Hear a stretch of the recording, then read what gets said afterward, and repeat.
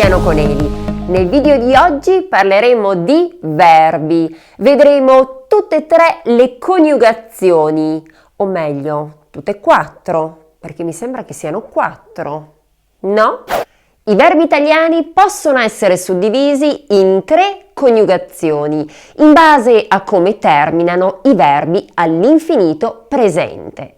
Del primo gruppo formano parte i verbi che finiscono in are, del secondo gruppo i verbi che finiscono in ere e del terzo gruppo i verbi in ire. Attenzione però, perché in quest'ultimo gruppo ci sono due diversi tipi di verbi. Vedremo ora le caratteristiche principali di tutte e tre le coniugazioni. La prima coniugazione è la più numerosa, ne fanno parte moltissimi verbi, quasi tutti regolari. Esistono infatti solo 4 verbi irregolari, che sono fare, stare, dare e andare. Ecco lo schema dei verbi regolari al presente indicativo. Come vedete ci sono alcuni elementi ricorrenti, cioè che valgono anche per le altre coniugazioni. Alla prima persona la desinenza è sempre o, pertanto io mangio, ma sarà anche io rido, per esempio, o io dormo. Alla seconda persona abbiamo sempre la i, pertanto tu mangi, ma anche tu ridi o tu dormi. E la desinenza per la prima persona plurale è sempre iamo. Noi mangiamo, ma anche noi ridiamo o noi dormiamo. Vi faccio notare in particolar modo una caratteristica importante relativa alla pronuncia. Alla terza persona plurale dobbiamo riportare l'accento dalla desinenza alla radice. Mi spiego, non si dice loro lavorano, bensì loro lavorano. Non si dice loro chiamano, bensì loro chiamano. Ma questa parte è stata spiegata in un altro video. Vi consiglio di cliccare su questo link qualora aveste dei dubbi. La seconda coniugazione è formata da pochi verbi, però per lo più irregolari, e un aspetto importante è che la vocale tematica e per vocale tematica mi riferisco alla terzultima e, quella che ci indica la coniugazione di appartenenza, a volte è accentata e a volte no. Mi spiego, ci sono verbi come per esempio vedere in cui la e è tonica ed altri come per esempio leggere in cui la vocale tematica, cioè la terzultima e, non è accentata, cioè dovuto al fatto che in questa coniugazione sono entrati due tipi di verbi latini appartenenti a due coniugazioni diverse. Uno dei grandi problemi di questa coniugazione è la pronuncia, specie all'indicativo presente. Rispetto ai verbi in are, che infatti modificavano in alcuni casi la grafia per permettere la stessa pronuncia in tutte le voci, nei verbi che appartengono alla seconda coniugazione non si modifica il modo in cui sono scritti i verbi, ma la pronuncia. Comunque su questo aspetto ho intenzione di preparare un video ad hoc. Vediamo anche in questo caso il modello dei verbi regolari.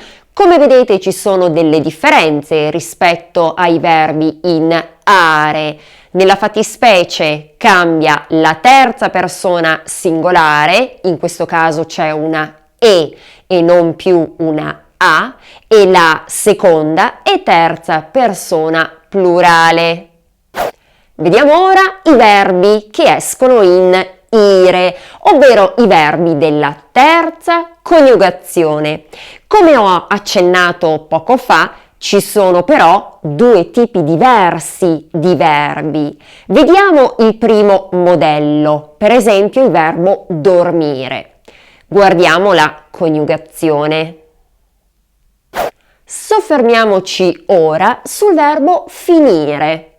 Guardiamo la coniugazione del verbo. Finire appartiene al secondo tipo di verbi della terza coniugazione.